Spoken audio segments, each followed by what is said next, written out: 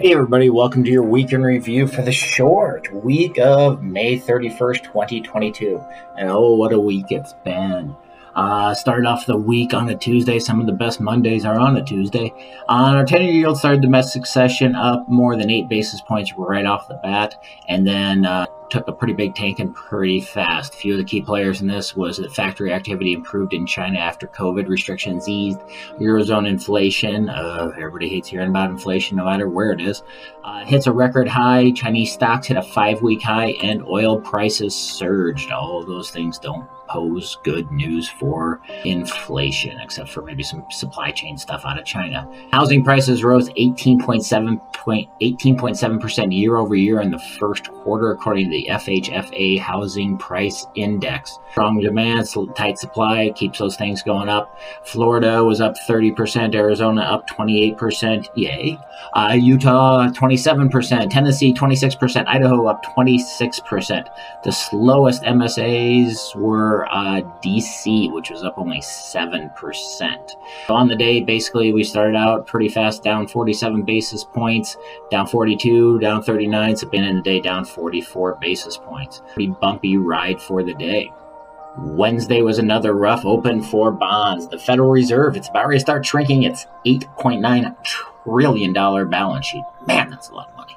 Line second tool right alongside higher rates to curb inflation, so it's going to start letting balance sheet runoff, which is going to take even less demand out of the market, increase supply. The Fed is capping its runoff at $47.5 billion per month, which is $30 billion of treasuries and $17.5 billion worth of mortgage-backed securities. So basically that's a ton more supply that goes into the supply versus demand relationship. MBS have traded back below that 25-day moving average that we were watching all last week, which is basically our ceiling at this point. The next technical line is 80 basis points below right now, so that could be ugly. So let's hope for some support to get us back over that 25-day moving average. For a deeper dive on a little bit of some of the nerd stuff, Bloomberg US MBS index, excessive return versus treasuries came in at 0.7, so basically 0.7% difference between treasuries and MBSs, which is quite a lot. An excess return of 0.7 is the third highest monthly return this millennium. That's one of the things hitting our rates now, is that there is a monumental difference between the rates on treasuries and MBSs. It's hard to predict things. 10-year yields have failed to break through that floor of 2.72 last week. We're struggling with a lot of lines there, as well as data on inflation. So we started today down 41 basis points, reiterated a lock alert at 48, and then things went to 45 and down to 39 by the end of the day. So all in all, a pretty rough Wednesday. Thursday open was a bumpy road to flat for bonds. So it was pretty much unchanged in Asian hours. European session was a bit weaker, and then when the domestic session opened, things went back to flat. The economy added 128,000 jobs in May, according to the ADP report, where we were expecting 300,000, so it's a pretty big miss. Productivity also declined by 7.2% in the first quarter, which is the largest drop since 1947. It's not good if prices are going up and productivity is going down. You don't need to be a statistician to know that's a bad mix. Separately, 200,000 people filed for initial unemployment benefits this week. The labor market remains strong. Productivity is going down, so that's kind of tough. So employers are having to pay more money to get employees who are producing less. Not a good formula. Bonds are fighting that dual resistance at the 25-day average and the technical line at 102.656.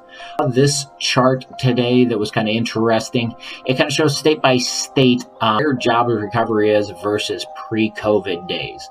You can see where I'm at in Arizona, we actually have 2.2% more jobs. California is down 3%. North Dakota is down 3%. Florida is up 3.3%. Also saw this other graph. I guess it's a big day for graphs, where it shows all cash deals as a percentage of purchase volume.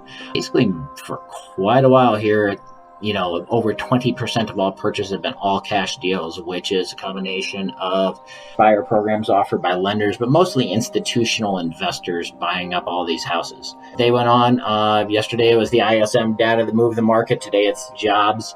And we ended up being up 27 basis points on the day. Stocks had a pretty good day, up 75 points. And in after hours trading, we are down 2 basis points.